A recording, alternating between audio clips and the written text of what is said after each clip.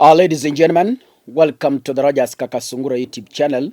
A big thank you for the support you're granting this platform. I don't know if you have noticed a tendency in the Republic of Kenya, especially from the members of parliament.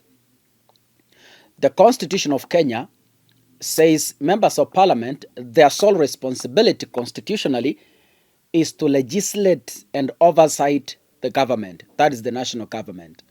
So the work of the National Assembly is to oversight the government, that is the executive, and to make laws. But in Kenya, it's different. Instead of oversighting the executive, the members of parliament are speaking on behalf of the executive, which is not their constitutional mandate. And again, I don't know if you have monitored this tendency where members of parliament are able to unite in what builds their personal interests, but they can never unite in what builds the interest of their voters. A member of parliament is a representation of the constituency in the National Assembly. If your constituency is Mavoko, for instance, because all of us in Mavoko, about 240,000 of us, we cannot be in the National Assembly, each and every individual representing himself, to say, tupatie barabara fulani. That is why the Constitution gives us the mandate to elect the whole constituency. We have one person who goes to the National Assembly to put our grievances forward. If we have poor roads, they discuss about them. They make laws on how the national government is supposed to construct those roads. That never happens. Now, yesterday, that is on Tuesday, the members of parliament came together and they passed a bill that is going to change our constitution. And the change that is going to happen in the constitution is the change that is going to favor them. And they unanimously passed the Constitution Amendment Bill 2025, which seeks to anchor 3 critical funds in the Constitution. Remember, CDF is not anchored in the Constitution. That is why Raila Odinga has been saying CDF should be scrubbed off because it's unconstitutional. And even the courts have ruled that before, saying it's unconstitutional. So because this is where they eat from, CDF, because this is where they get some unga from, they have now joined hands together because this is what benefits them directly as members of parliament. The bill, which has sparked legal debate and controversy before, proposes to entrench the National Government Constituency Fund, that is the NGCDF, the Senate Oversight Fund, the SOF, and the National Government Affirmative Action Fund, NGAV, into the Supreme Law. So members of parliament have agreed to go and change the constitution, to have CDF recognized as law, to have Senators Oversight Fund recognized as law, and to have NGAV recognized as law. During the second reading, 304 members of parliament voted in favor of the bill, with none opposing it. At the third reading, 298 MPs supported the bill, registering a unanimous vote. And the principal aim of the Constitution Amendment, this I want you to understand and get clear, is to provide legal certainty and constitutional protection to the CDF, the Senate Oversight Fund and the NGAV. Ladies and gentlemen, the NGSF Constituents Fund, according to members of parliament, is designed to enhance equitable access to the national government services, particularly in education and infrastructure at the grassroots level.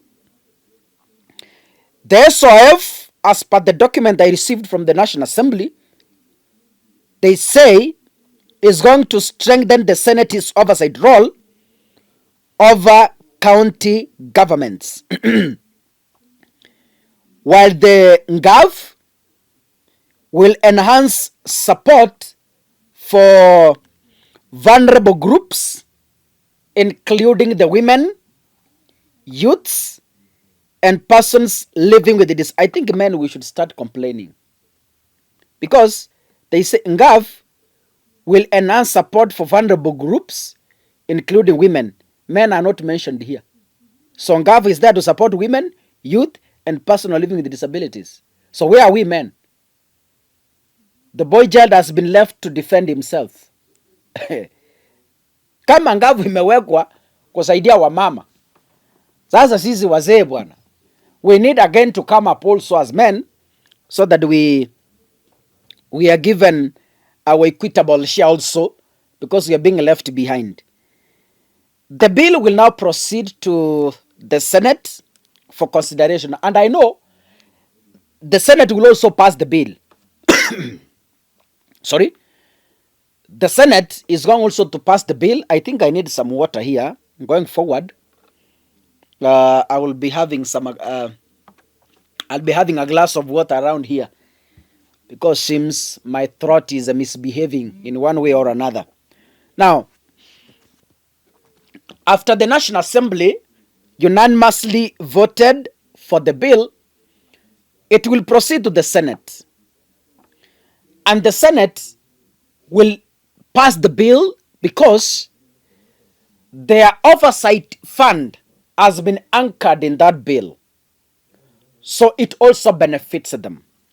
Now, as I finish,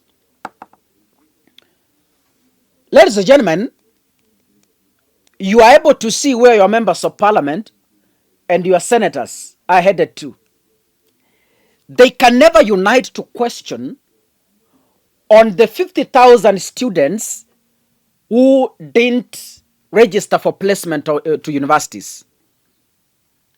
Yesterday, Migos Ogamba released the list, and 50,000 students missed. Members of parliament can never unite to discuss that, because it does not directly benefit them. When William Ruto slashed the education fund, the members of parliament didn't come together to discuss the way forward on how our schools are going to be supported with capitation. They never did it. But when it comes to CDF, because this is where they eat from, hapa ndio wanakulia, ghost students in schools are given bursaries. Ghost students. Ghost schools are being awarded construction money from the CDF. And then Ndindi Nyoro said some months ago and said that how other members of parliament work, you go with 10 million, you walk out with 1 million. So you leave the school with 9 million. That 1 million is a kickback. Umewaletea pesa, a kickback. So members of parliament are eating from CDF. And that is why they do not want to lose this kitty. But I want to tell Kenyans this. I think it's high time we all wake up and realize that a politician can never support you in times of need. A politician cannot stand on your behalf. These are the people you've sent. Imagine 304 MPs are voting. I want to give you an assignment as I walk out of this table. Go back to the finance bill 2024 that sparked protests across the country, go and see the voting pattern. And then come back to how they have voted for CDF. You will see a great difference in terms of numbers.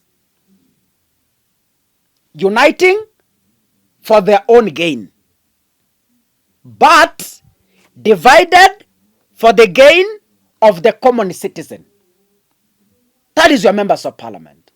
If you're watching this, ladies and gentlemen, kindly make sure you click the subscribe button.